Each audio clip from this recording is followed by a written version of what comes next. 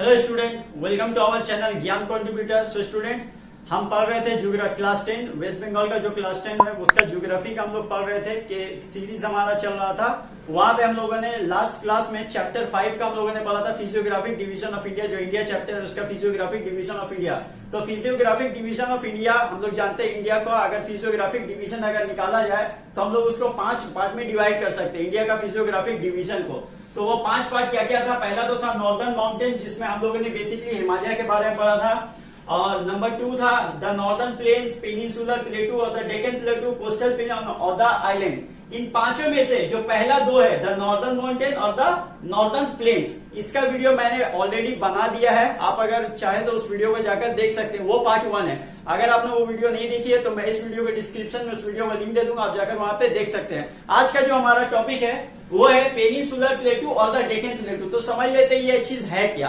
ठीक है, ये मतलब डेक्कन प्लेटू एक्चुअल में क्या है और इसको हम लोग पहले मैप में समझेंगे कि ये मैप में कहां पर है, उसके बाद हम लोग इसके बारे में पढ़ेंगे। ठीक है, हमारे बहुत सारे व्यूवर्स है, मेरे स्टूडेंट है, जो मुझसे ये पूछते हैं कि सर आप वीडियो तो बना देते हो, पढ़ा देते हो, लेकिन आप इसका इंपॉर्टेंट क्वेश्चन भी तो आप डिस्कस कीजिए कि इंपॉर्टेंट क्वेश्चन क्या है इस चैप्टर से रिलेटेड। तो इस चैप्टर का इंपॉर्टेंट क्वेश्चन भी मैं इस वीडियो के बाद आपके साथ डिस्कस करूंगा। और इंपॉर्टेंट बात यह है कि बच्चे लॉन्ग क्वेश्चन तो कर लेते हैं लेकिन शॉर्ट क्वेश्चन नहीं कर पाते। मतलब शॉर्ट्स में उनको वो समझते हैं कि उनको बहुत ज्यादा पढ़ना पड़ेगा, एकदम माइन्यूट से माइन्यूट चीज को उनको देखना पड़ेगा। ऐसा बिल्कुल भी नहीं है। आप अगर वीडियोस को ध्यान से देखोगे ना तो शॉर्ट्स तो मैं इसी में बता देता हूं। मैं चैलेंज के साथ कह सकता हूं, मैं जितना भी आपको शॉर्ट नेक्स्ट वीडियो में मैं आपको जो बताने वाला हूं, शॉर्ट के क्वेश्चन जो मैं आपके साथ डिस्कस करूंगा और इनफैक्ट मैं आपसे पूछूंगा भी। तो अगर आप मेरी वीडियोस को अगर ध्यान से देखोगे ना तो मेरा क्वेश्चन बोलते ही आप उसका आंसर बोल पाओगे, ये मुझे पक्का यकीन है। ठीक है, तो आप इस वीडियो को एंड तक देखते रहिए। तो पेनिनसुलर प्लेटू जो हमारा टॉपिक चल रहा था अभी, पेनिनसुलर प्लेटू आज का हमारा टॉपिक, फर्स्ट टॉपिक जो है वो हमारा पेनिनसुलर प्लेटू। तो पेनिनसुलर प्लेटू है कहां पर, इसको हम लोग मैप में समझेंगे। ठीक है, थोड़ी देर बाद। तो पहले जान लेते हैं पेनिनसुलर प्लेटू। ठीक है, पेनिनसुलर प्लेटू, पेनिनसुलर का मतलब क्या होता है पहले ये बताइए। पेनिनसुलर का मतलब ये होता है कि 3 साइड से पानी से घिरा हुआ होना। फॉर एग्जाम्पल हम लोग जानते हैं ना, अगर इंडिया का हम लोग ये वाला साउथ वाला अगर हम लोग भाग देखें तो यहाँ पे हमारा Bay of Bengal, Arabian Sea, Indian Ocean, तो ये एक हमारा पेनिनसुलर प्लेटू हो गया। एक्चुअली में जो मैप में हमारा जो डेक्कन प्लेटू है वो एक्चुअली में यहीं पर है। ठीक है, वो एक ट्रायंगुलर शेप का है। ठीक है, डेक्कन प्लेटू। तो पेनिनसुलर प्लेटू का 2 पार्ट होता है। पहला तो होता है आपका सेंट्रल हाईलैंड, सेंट्रल हाईलैंड, और जो दूसरा है वो है डेक्कन प्लेटू। ठीक है, डेक्कन प्लेटू। तो सेंट्रल हाईलैंड आपका क्लास 10 जो वेस्ट बंगाल का जो क्लास 10 है चैप्टर 5, उसमें आपका सेंट्रल हाईलैंड आपका सिलेबस में नहीं है। आपका सिलेबस है डेक्कन प्लेटू। कि डेक्कन प्लेटू क्या होता है, डेक्कन ट्रैप क्या होता है, उसको भी हम लोग समझेंगे। ठीक है, तो डेक्कन प्लेटू को हम लोग समझ लेते हैं कि मैप में आखिर है कहां पर। तो चलते हैं मैप की तरफ।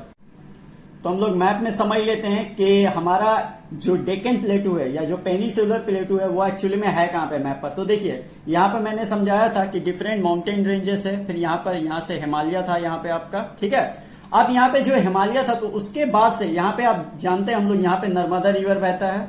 नर्मदा रिवर जिसका बहुत सारा हिस्सा जो महाराष्ट्र में बहता है और इसका कुछ पार्ट गुजरात में ही बहता है। ठीक है, अब जान लेते हैं कि पेनिनसुलर प्लेटू है कहां पर। तो देखिए पेनिनसुलर प्लेटू अगर हम ध्यान से देखें तो लगभग यहां से स्टार्ट होते हुए वेस्टर्न घाट, ईस्टर्न घाट सबको पार करते हुए ये हो गया हमारा पूरा पेनिनसुलर प्लेटू। अब जैसे कि मैंने बताया कि पेनिनसुलर प्लेटू का 2 पार्ट होता है, एक होता है सेंट्रल हाईलैंड और दूसरा होता है डेक्कन प्लेटू। ठीक है, तो सेंट्रल हाईलैंड जो हमारा 10th क्लास का भी पार्ट नहीं है तो हम उसको छोड़ देते हैं। और जो हमारा जो डेक्कन प्लेटू है यहाँ पे साउथ में आता है डेक्कन प्लेटू, ये अगर पूरा देखे तो ये पूरा है हमारा पेनिनसुलर प्लेटू, जिसका ये ऊपर वाला पार्ट होता है सेंट्रल हाईलैंड और इसका निचला वाला पार्ट होता है डेक्कन प्लेटू। सो डेक्कन प्लेटू जो स्टार्ट होता है वो यहाँ से स्टार्ट होता है। ठीक है, ये पूरा पार्ट हो गया आपका, ये वाला पार्ट, ये पूरा पार्ट हो गया आपका डेक्कन प्लेटू। ठीक है, तो अब डेक्कन प्लेटू को हम लोग समझ लेते हैं। और इसका जो अब डेक्कन प्लेटू यहाँ पे है तो अब इसका हम लोग देख सकते हैं, ये जो नर्मदा रिवर है, नर्मदा रिवर इसका नॉर्थ में है। ठीक है, और यहाँ पे हम लोग जानते हैं सतपुरा है ना, यहाँ पे सतपुरा है, तो सतपुरा हो गया इसका नॉर्थ में, सतपुरा हो गया इसका नॉर्थ में, सतपुरा रेंज, ठीक है। और सतपुरा जो है वो नर्मदा रिवर के साउथ में पाया जाता है, जबकि डेक्कन प्लेटू के नॉर्थ में। तो डेक्कन प्लेटू का नॉर्थ में हो गया सतपुरा, वेस्ट में हो जाएगा, सॉरी ईस्ट में हो जाएगा ईस्टर्न घाट, ईस्ट में हो जाएगा ईस्टर्न घाट, और वेस्ट में हो जाएगा वेस्टर्न घाट, ठीक है। तो ये हो गया हमारा डेक्कन प्लेटू,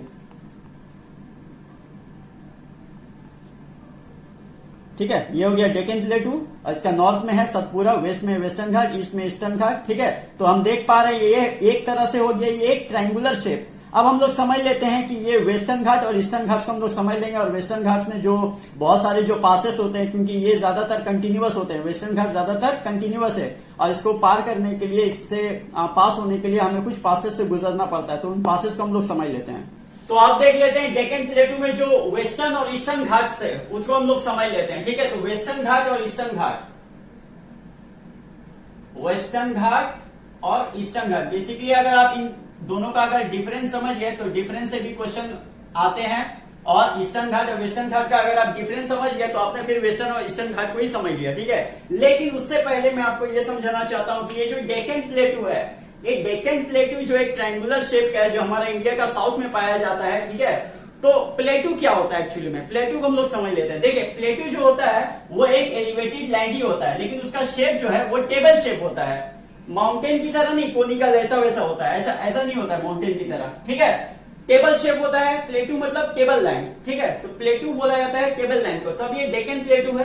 अब हम लोग जानते हैं पेनिनसुलर प्लेटू का दो पार्ट था, सेंट्रल हाईलैंड और डेक्कन प्लेटू। तो डेक्कन प्लेटू जो जिसका वेस्ट में है वेस्टर्न घाट, ईस्ट में है ईस्टर्न घाट, और नॉर्थ में तो खैर सतपुरा रेंज है, ठीक है।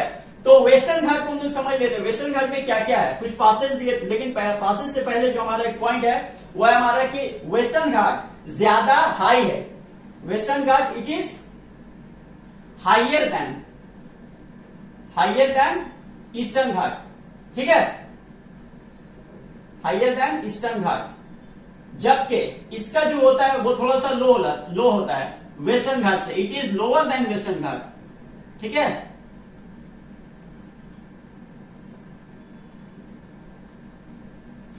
अब वेस्टर्न घाट में कुछ पासेस होते हैं, उन पासेस को पार करके, क्योंकि ये बहुत ज्यादा कंटिन्यूअस होता है, बहुत ज्यादा ब्रोकन नहीं होता है। वेस्टर्न घाट जो होता है, अब मैं ज्यादा लिखूंगा नहीं, ठीक है, लिखने में आप बात समझ में नहीं आती, मैं सीधा आपको बता देता हूं, ठीक है।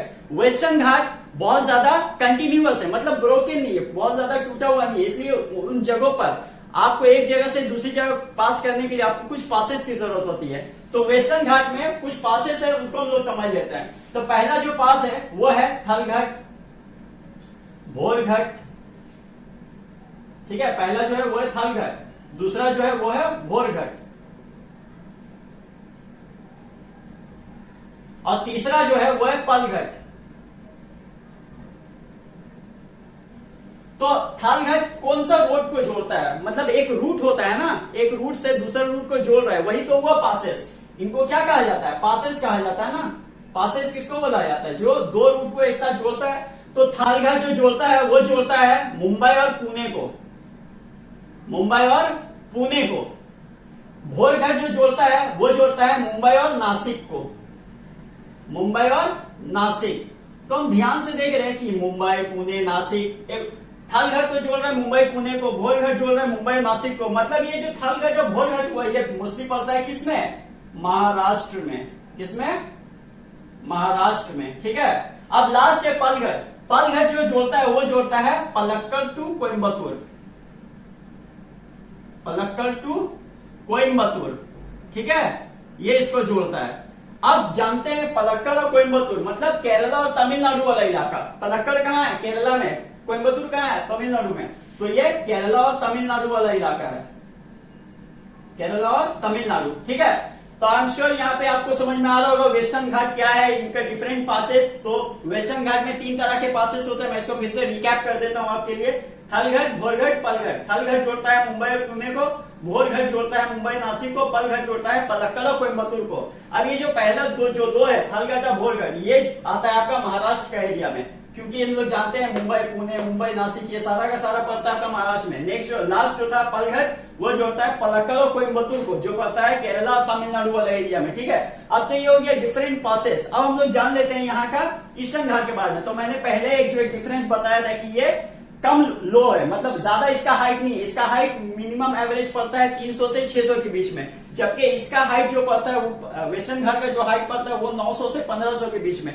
तो ये काफी ऊंचा है और ये काफी नीचा है। अच्छा, अब यहाँ पे एक और डिफरेंस है कि वेस्टर्न घाट में बारिश बहुत ज्यादा होती है। तो बारिश होने का जो सबसे बड़ा वजह है वो ये है कि देखिए कोई भी जो मॉइस्चर भरा जो कंटेंट जो एयर होता है, ठीक है, वो इस चूंकि ये ऊंचा है, जाहिर है, मान लीजिए ये वेस्टर्न घाट है जो कि बहुत ऊंचा है, जबकि ईस्टर्न घाट बहुत नीचा है। तो अगर मॉइस्चर से भरा अगर कोई कंटेंट एयर आएगा तो वो तो यहाँ पर आएगा, तो यहीं पर बारिश पहुंचाएगा। ठीक है, यहाँ पर अपना बारिश कर देगा, जबकि ये यहाँ से यहाँ नहीं आ पाएगा। इस एरिया, इसको बोलेंगे हमारा लीवर्ड साइड। क्या बोलेंगे इसको?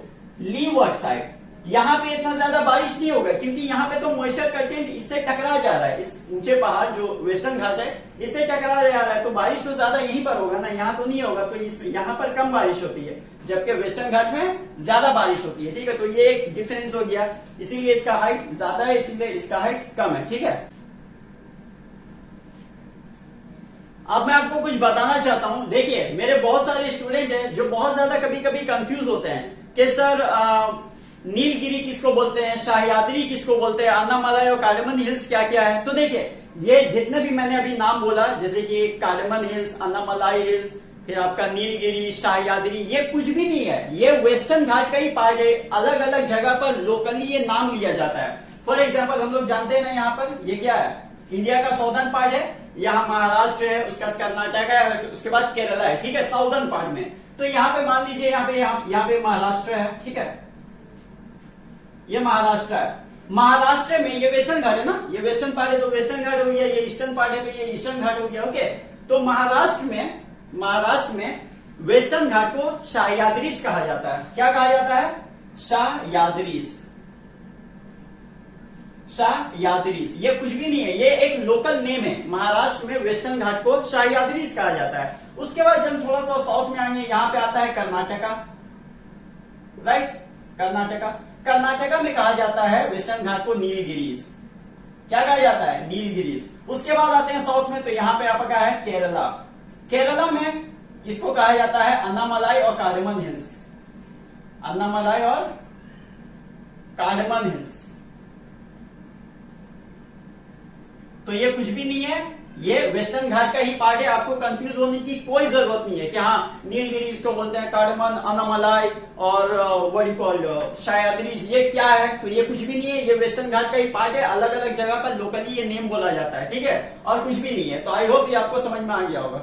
अब बढ़ते हैं हमारा फोर्थ वाला, कोस्टल प्लेन्स। ठीक है, कोस्टल प्लेन। तो कोस्टल का मतलब क्या होता है? कोस्ट का मतलब क्या होता है? कोस्ट का मतलब होता है समुद्र का किनारा, साहिल, जिसका हम लोग बोलते हैं ना, कोस्टल लाइन, साहिल का किनारा। तो आप मेरे को एक बात बताइए, ये आपका अगर साउदर्न पार्ट है, ठीक है, इंडिया का साउदर्न पार्ट है। इंडिया हम लोग जानते हैं एक पेनिसुलर कंट्री है, जिसके इधर पे यहाँ वेस्टर्न पार्ट में पड़ता है अरेबियन सी, ईस्टर्न पार्ट में पड़ता है बे ऑफ बंगाल और साउदर्न पार्ट में पड़ता है आपका इंडियन ओशन। ठीक है, तो अब इसके अलावा हम लोग ये समझते हैं कि यहाँ पर अगर अरेबियन सी है और यहाँ पर बे ऑफ बंगाल है, तो जाहिर है यहाँ पर ये कोस्टल लाइन पाया जाएगा, यहाँ पर समुद्र का किनारा पाया जाएगा। ठीक है, तो देखिए जो कोस्टल प्लेन है ना, इंडिया का कोस्टल प्लेन को दो भाग में हम लोग डिवाइड कर सकते हैं। पहला है आपका नंबर 1 है वेस्टर्न कोस्टल प्लेन। क्या है? Western coastal plain. और जो दूसरा है वो है ईस्टर्न कोस्टल प्लेन।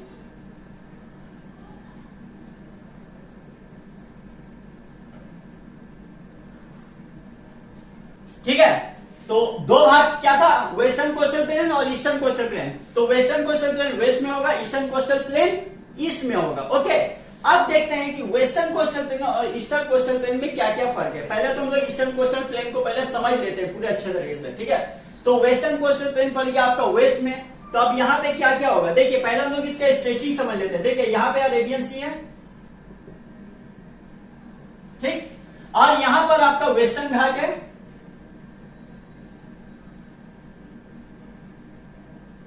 ठीक है, अरेबियन सी, वेस्टर्न घाट। तो वेस्टर्न घाट से अरेबियन सी का बीच में ये जो दूरी है यही तो आपका हुआ वेस्टर्न कोस्टल प्लेन, और इसका कितना होता है 15 से 20 किलोमीटर। ठीक है, ये इसका विड्थ होता है, चौड़ाई। ठीक है, इसलिए ये बहुत ज्यादा चौड़ा नहीं है, ये बहुत ज्यादा नैरो है। ठीक है, वेस्टर्न कोस्टल प्लेन का जो एक कैरेक्टरिस्टिक है कि इसका जो विड्थ है ये ज्यादा लंबा नहीं है, बल्कि 15 to 20 किलोमीटर है। ओके, अब हम लोग देख लेते हैं, ये तो हुआ आपका हॉरिजॉन्टल। अब देख लेते हैं हम लोग थोड़ा सा वर्टिकल में। वर्टिकल में देखिए, यहां पे कन्याकुमारी से स्टार्ट होता है, कन्याकुमारी से स्टार्ट होता है और यहां पे सूरत तक जाता है। ये कहां तक? सूरत तक। तो ये हो गया आपका वेस्टर्न कोस्टल प्लेन, अरेबियन सी से वेस्टर्न घाट, और यहाँ पर कन्याकुमारी से सूरत तक जाता है। ठीक है, और यहाँ पर आप हम लोग जानते हैं ना, यहाँ पे कच्छ पेनिनसुला है, गुजरात में जो पड़ता है कच्छ पेनिनसुला, और यहाँ पे काठियावाड़ पेनिनसुला हम लोग जानते हैं, काठियावाड़ पेनिनसुला। ओके, तो कच्छ और काठियावाड़ पेनिनसुला हम लोग देख ले, इसका नॉर्दर्न एंड में पाया जा रहा है। ठीक है, तो आई होप ये आपको समझ में आ रहा होगा। अरेबियन सी से वेस्टर्न घाट का ये जो दूरी है, यहाँ पे हमारा वेस्टर्न कोस्टल प्लेन है, और यहाँ पे है कन्याकुमारी टू सूरत। देख पा रहे हैं, बहुत ही आसान है। यहाँ पर गुजरात रहता ना हमारा, गुजरात तो सूरत तो गुजरात में ही है, तो कन्याकुमारी से सूरत और अरेबियन सी से वेस्टर्न घाट, ये हो गया हमारा वेस्टर्न कोस्टल प्लेन। और यहाँ का नॉर्दर्न एंड में पाया जा रहा है आपका काठियावाड़ पेनिनसुला और कच्छ पेनिनसुला। ठीक है, तो अच्छा ये तो समझ में आ गया कि हाँ इसका एक्सटेंशन क्या है और क्या क्या खासियत। तो पहला जो हमारा, दूसरा जो हमारा खासियत है वो ये है कि यहाँ पर बहुत ज्यादा रेनफॉल होता है। तो रेनफॉल होने का वजह क्या, हम लोग ये समझ लेते हैं। देखिए, यहाँ पर जो हमारा साउथ वेस्ट जो मानसून है वो यहाँ पर आकर, मैंने जैसे कि बताया था कि जो वेस्टर्न घाट है वो बहुत ज्यादा हाइट पर है, वेस्टर्न घाट का हाइट ज्यादा है एज कम्पेयर टू ईस्टर्न घाट। तो यहाँ पर हाइट ज्यादा होने की वजह से यहाँ का साउथ वेस्ट मानसून जितना भी मॉइस्चर भरा जो कंटेंट जो एयर होता है वो तो यहाँ पर रह जा रहा है, वो तो यहाँ पहुंच नहीं रहा। तो मॉइस्चर कंटेंट एयर अगर इस तरफ रहेगा तो इसी तरफ बारिश होगा ना। अगर इस तरफ बारिश होगा, ज्यादा बारिश होगा, तो जाहिर है ये एरिया क्या रहेगा, बहुत ज्यादा डाइसेक्टेड रहेगा, कटा हुआ रहेगा। डाइसेक्टेड मतलब कटा छटा रहेगा, ब्रोकन रहेगा। ठीक है, जबकि ये ज्यादा कंटिन्यूअस रहेगा। तो अगर ये ब्रोकन रहेगा तो यहाँ पे बहुत ज्यादा बारिश हो रही है, जबकि इस तरफ जो ईस्टर्न कोस्टल प्लेन है यहाँ पे कम बारिश होगी। ठीक है, तो ये हम लोगों ने समझ लिया एक चीज। दूसरा चीज जो ये है कि यहाँ पर बहुत ज्यादा ये पाया जाता है, क्या बोले, यहाँ पर जितना भी नदी है वो ईस्चुअरीज बनाती है। क्या बनाती है? ईस्चुअरीज। हम लोग जानते हैं इंडिया में सिर्फ 2 ही ऐसी नदी है जो ईस्चुअरीज बनाती है, जो अरेबियन सी में गिरती है। इंडिया में जितनी भी नदियां हैं, जितने भी रिवर्स है, वो सारे के सारे ज्यादातर गिरते हैं हमारे बे ऑफ बंगाल में। कहां गिरते हैं? उनका माउथ क्या है? बे ऑफ बंगाल, जहां पर वो गिर जाते हैं, जहां पर उनका खात्मा हो जाता है सारी नदियों का, वो होता है बे ऑफ बंगाल, सिवाय 2 नदी के। वो 2 नदी क्या है मुझे बताइए? वो 2 नदी का नाम है नर्मदा और तापी। ताप्ती भी जिसको बोलते हैं, नर्मदा और तापी। ये 2 ऐसी नदियां हैं जो सिर्फ अरेबियन सी में गिरती है, बाकी सारी की सारी नदियां गिरती है बे ऑफ बंगाल में। तो नर्मदा और तापी जो अरेबियन सी में गिर रही है वो बनाती है आपका ईस्चुअरीज। ईस्चुअरीज, ठीक है, ईस्चुअरीज बनाती है ये। जबकि जितना भी नदी जो बे ऑफ बंगाल में गिरता है वो बनाता है आपका डेल्टा। क्या बनाता है? डेल्टा बनाता है। तो अरेबियन सी में जितना भी नदी गिरता है, या जो हम कह सकते हैं कि वेस्टर्न कोस्टल प्लेन में जितना भी नदी जो जाता है वो हमारा बनाता है ईस्चुअरीज, जबकि ईस्टर्न कोस्टल प्लेन का नदी जो होता है, ईस्टर्न रिवर जो होता है वो बनाता है आपका डेल्टा। अब कुछ लोकली नेम पढ़ लेते हैं। ठीक है, मैंने वहां पर वेस्टर्न घाट का अलग अलग नाम बताया था ना लोकल में, कि महाराष्ट्र में सह्याद्रीज कहा जाता है, कर्नाटका में नीलगिरी कहा जाता है, केरला में अन्नामलाई और कार्डमन हिल्स कहा जाता है। ठीक है, वेस्टर्न घाट को। अब हम लोग देख लेते हैं कि ये जो कोस्ट है ना, वेस्टर्न कोस्टल प्लेन, इसको भी अलग अलग स्टेट में लोकली अलग अलग नाम से जाना जाता है। अब देखिए, ये है हमारा वेस्टर्न साइड, ये हो गया हमारा वेस्टर्न कोस्टल प्लेन। अब देख लेते हैं, देखिए यहाँ पे महाराष्ट्र है ना, महाराष्ट्र में इसको कहा जाता है कोंकण कोस्ट। क्या कहा जाता है? एम माने महाराष्ट्र, ठीक है, कोंकण कोस्ट। अब इसके ठीक और साउथ में जाते हैं तो यहाँ पे हमारा कर्नाटका है ना, के फॉर कर्नाटका। ओके, तो कर्नाटका में इसको कहा जाता है same Karnataka coast. Karnataka coast ये कुछ भी नहीं है, जस्ट एक लोकली नेम है। ठीक है, अब इसको और साउथ में जाएंगे तो यहाँ पे आपका आ जाएगा केरल, केरला। ओके, यहां पर इसको कहा जाता है मालाबार कोस्ट। क्या कहा जाता है? मालाबार कोस्ट। ठीक है, तो ये अलग अलग लोकली नेम है, नोमेनक्लेचर है और कुछ भी नहीं है। ठीक है, तो कोंकण कोस्ट, कर्नाटका कोस्ट, केरला में महाराष्ट्र में कोंकण कोस्ट, कर्नाटका में कर्नाटका कोस्ट और केरला में मालाबार कोस्ट। ठीक है, आई होप ये चीज आप याद रखोगे। और एक बात, मैं जो अभी डिफरेंसेस सब आपको बता रहा था, तो उसमें मैंने वेस्टर्न कोस्टल प्लेन के बारे में जब आप बता रहा था मैं, तो उसमें मैंने ईस्टर्न का भी कुछ पार्ट उसमें डाल दिया। तो कोई बात नहीं, ज्ञान है, लेते जाइए। ज्ञान कंट्रीब्यूटर से टेंशन क्या है, ज्ञान तो ज्ञान होता है, चाहे आपको साथ में दिया जाए या अलग करके दिया जाए, कोई टेंशन नहीं, आप उसको याद कर लो, आप समझ लो। ठीक है, तो ये था एक हमारा कुछ लोकली नेम, आप इसको याद रखें, बहुत अच्छी होगा। ठीक है, अब हम लोग जान लेते हैं ईस्टर्न साइड के बारे में। ये जो हमारा ईस्टर्न कोस्टल प्लेन है, ये इसमें क्या क्या है, ठीक है, इसको हम लोग समझ लेते हैं। तो जो ईस्टर्न कोस्टल प्लेन है, ठीक है, eastern coastal plain, eastern coastal plain देखिए ये कहां से अब स्टार्ट होता है, ठीक है, अब इसको हम लोग समझ लेते हैं। तो देखिए ये भी स्टार्ट होता है कन्याकुमारी से, यहां से कन्याकुमारी से स्टार्ट होता है ये। कन्याकुमारी से ये, क्योंकि ये ईस्टर्न का पार्ट है ना, ये जाता है आपका हुगली रिवर तक। कहां जाता है ये, एकदम जाता है हुगली रिवर तक, इसका एक्सटेंशन है हुगली रिवर तक। ठीक है, तो इसका जो एक्सटेंशन है वो है कन्याकुमारी से हुगली रिवर तक, और यहाँ पे बे ऑफ बंगाल से ईस्टर्न घाट तक, ये इसका एक्सटेंशन है। यहाँ पे बे ऑफ बंगाल है, बे ऑफ बंगाल से कहा, ईस्टर्न घाट तक। ओके, ईस्टर्न घाट तक। तो अब आपको ये इसका एक्सटेंशन आई होप समझ में आ गया होगा। अब मैं उसका आपको कुछ, ये जो हमारा ईस्टर्न कोस्टल प्लेन है ना, यहाँ पे कोस्ट लाइन को कुछ कुछ नाम दिया गया है। कोस्ट लाइन का यहाँ पे कुछ नाम है, तो हम लोग वो समझ लेते हैं। कोस्ट लाइन का कुछ नेम है, ठीक है। तो नॉर्थ में क्या नेम है और साउथ में क्या नेम है, बस यही एक चीज है, उसको देख लीजिए। नॉर्थ में जो इसका नेम है उसको हम लोग बोलते हैं नॉर्दर्न सरकार्स। क्या बोलते हैं, नॉर्दर्न सरकार्स, ठीक है। और साउथ में जो है, साउथ में इसको बोलते हैं आपका कोरोमंडल कोस्ट,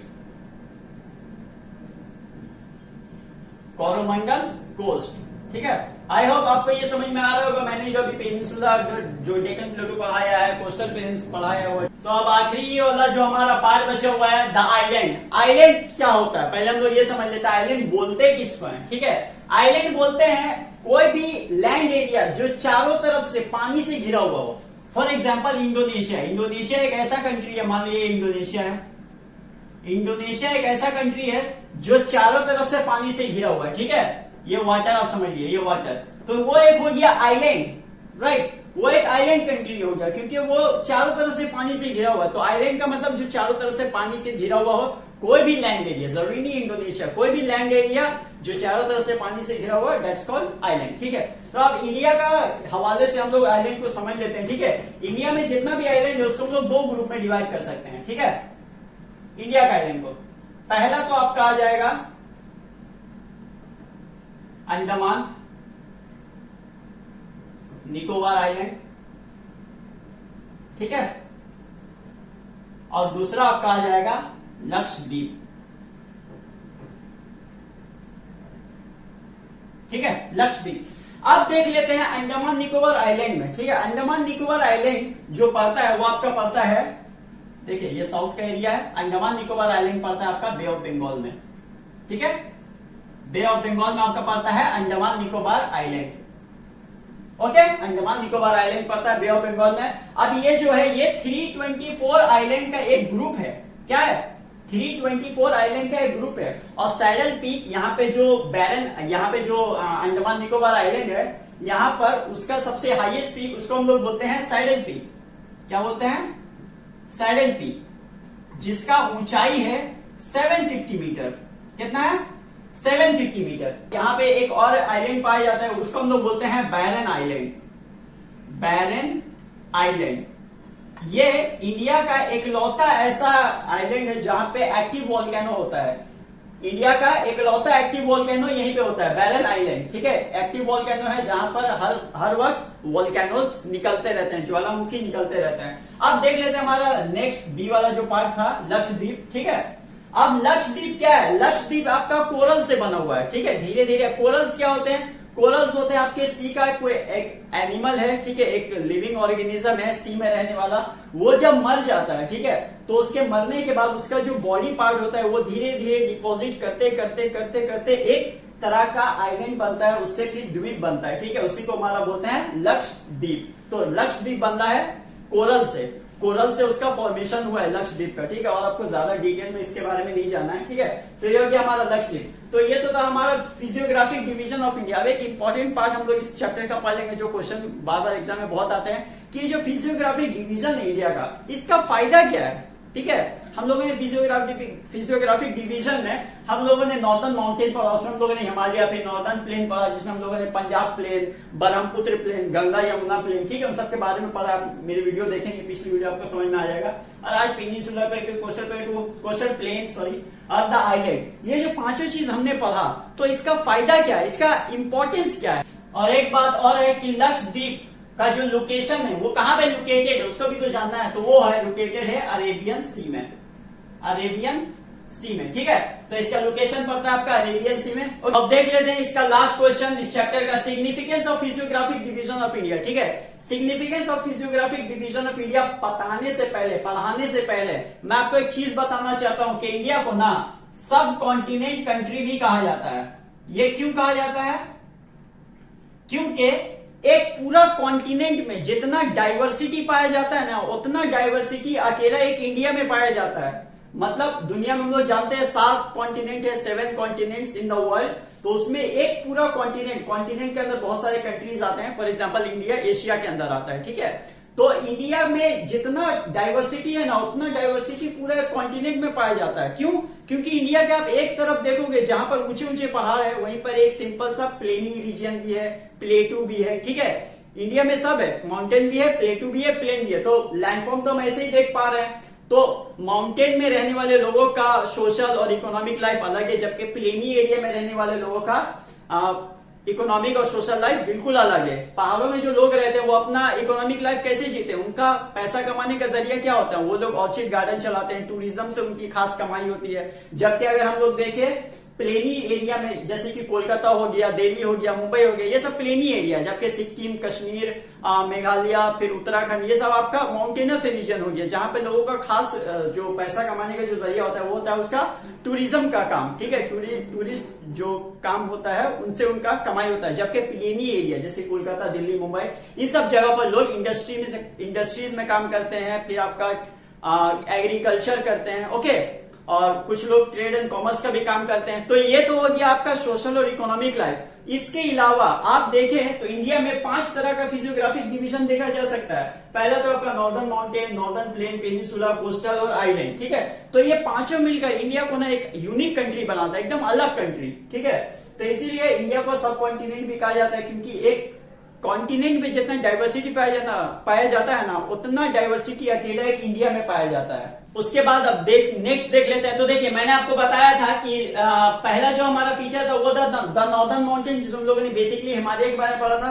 तो अब यहाँ पे देखो कि ज्यादातर जो रिवर होते हैं, जितने भी कृष्णा, कावेरी, गंगा, ब्रह्मपुत्र, जितने भी रिवर हैं, सारे के सारे पहाड़ों से निकलते हैं, ठीक है, उनके ग्लेशियर से निकलते हैं। तो वो सारा का सारा पहाड़ अपना साथ डिपोजिशन लाकर सीड्स जमा करता है, जो एलुवियम सॉइल बनाता है, जो आगे चलकर एग्रीकल्चर के लिए बहुत फायदेमंद होता है। तो फिजियोग्राफिक डिवीजन इंपॉर्टेंस तो है कंट्री के लिए, ठीक है। फिजियोग्राफिक डिवीजन ऑफ इंडिया का इंपॉर्टेंस तो है, क्योंकि अगर वो फिजियोग्राफिक फीचर्स अगर नहीं पाया जाता, फॉर एग्जांपल अगर माउंटेनस रीजन नहीं होता तो नदी कहां से निकलता, और अगर नदी नहीं निकलता तो एलुवियम सॉइल कैसे आता है, ठीक है। एल्यूमिनियम सॉइल कैसा था, उससे एग्रीकल्चर कैसे होता है, डिफरेंट टाइप्स ऑफ रिवर हमको कहां से मिलता। इसके बाद हम लोगों ने पढ़ा था प्लेटू के बारे में, ना, पेनिनसुलर प्लेटू। तो देखिए प्लेटू जो है ना, उसको स्टोर हाउस ऑफ मिनरल भी कहा जाता है। फॉर एग्जांपल छोटा नागपुर का प्लेटू, फिर आपका मालवा प्लेटू, बुंदेलखंड, बघेलखंड, ये सारा का सारा सेंट्रल हाईलैंड का पार्ट है, जो मैंने आपको नहीं पढ़ाया क्योंकि आपके सब सिलेबस में नहीं है, ठीक है।